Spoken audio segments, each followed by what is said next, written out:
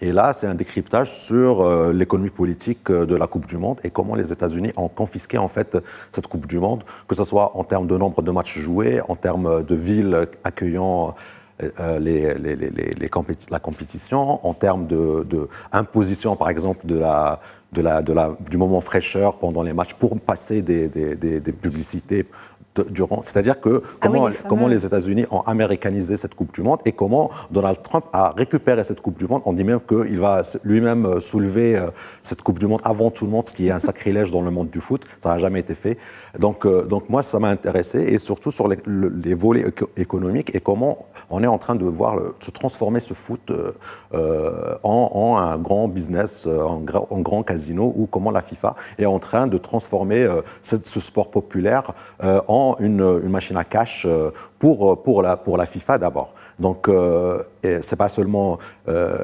Donc, le contenu commence par l'histoire de quelqu'un qui ne peut pas accéder, mexicain, qui ne peut pas accéder au stade parce que les prix des tickets sont tellement élevés qu'il y a eu un système qui a été mis en place par la FIFA.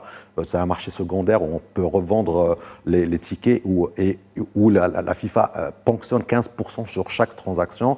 Il parle aussi de manière détournée de vendre les invendus, etc. Donc c'est très intéressant. Ça nous parle un peu de cette Coupe du Monde que nous on regarde en tant que spectateurs, mais aussi de toute l'économie qu'il y a derrière, toute la géopolitique qu'il y a derrière.